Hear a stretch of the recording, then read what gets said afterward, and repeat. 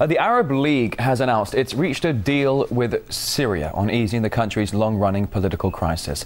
The agreement urges Damascus to immediately withdraw security forces from the streets, release jailed demonstrators and start dialogue with the opposition.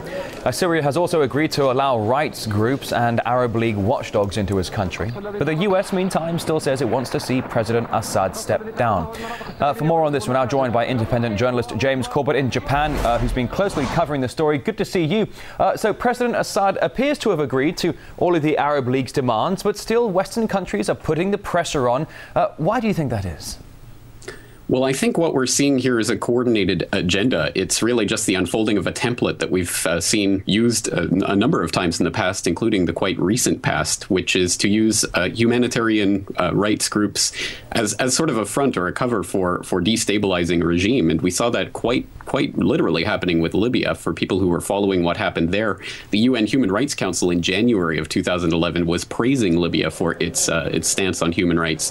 And in February, a group of 70 NGOs got together to file a letter basically protesting what Gaddafi's government, and within a few days the UN Human Rights Council convened a special session in which they condemned Libya. And I think we see a similar pattern happening here, where these human rights groups are being used as a way of funneling stories to the media that there's no way to attribute them, there's no way to verify them, there's no way to know whether or not these events are really happening at all. And the latest example, in fact, it's just breaking now, is that apparently they're trying to say that the ceasefire has already been broken by Syrian troops firing on citizens. Indeed. We are already hearing that. It is interesting how you do draw the comparison between Libya and Syria, and you raise the issue of these human rights groups and these so-called human rights campaigns. And are any of these reports that come out actually legitimate? Of course, as we know, the whole UN resolution 1973 on Libya was all about protecting civilians, and we all saw how far that went. Now, some other countries in the region might be quite happy to see the regime change in Syria. We're talking regional powers here. If indeed they are eager for Assad to be removed, what would be the grander plan in all this, do you think?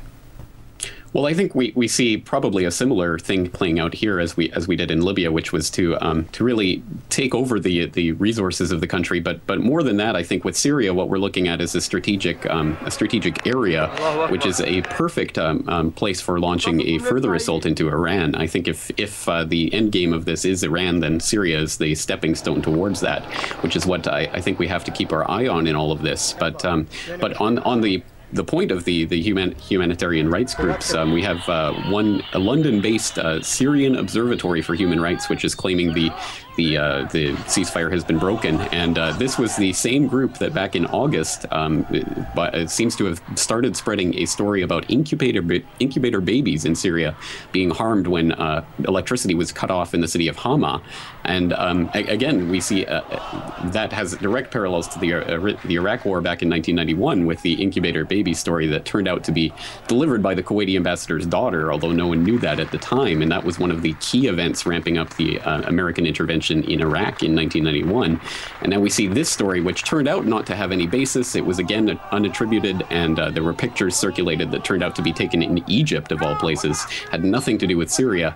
So we see these types of organizations again and again coming up with these allegations, and it seems to me that this is heading towards a type of setup for a wide-scale intervention that the public otherwise wouldn't have any reason for being behind. Well, we had a story just a couple of months ago from the region where a lady, according to human rights groups, had been taken by security forces and then decapitated. And then weeks later, she suddenly appeared on media saying, well, this is all untrue. Here I am, and my head's perfectly intact. Now, the Syrian president has agreed to move government troops from the streets. But as we know, many of the protesters are quite well armed. How do you think the authorities are supposed to prevent the violence without further violence? Well, that's a particularly good question, and I wish it was one that more media was asking, because one of the untold assumptions in all of this is that the protesters are somehow peacefully protesting and that there is no violence coming from their side of it, which I think is categorically untrue and has been shown to be untrue by the fact that Syrian forces themselves are being shot at. So clearly there are armed protesters here. This is not giant. And again, like in Libya, where we saw the well-funded and well-supported rebels taking over in Libya, well, we see that happening again through covert means here with covert supplies going to the Syrian opposition.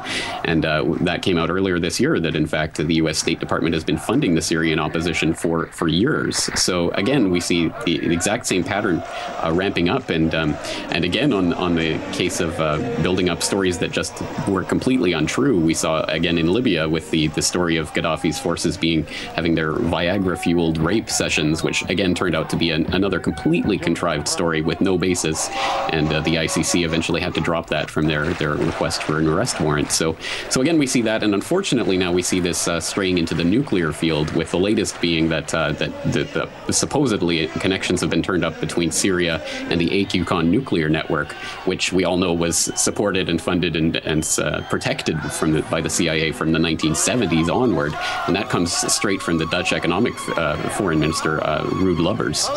We're also hearing at the same time that this alleged nuclear facility in northern Syria for the past 2 decades has been used as a cotton mill. James Corbett, I wish we had more time. Editor of the independent news website corbettreport.com. Thank you. Thank you.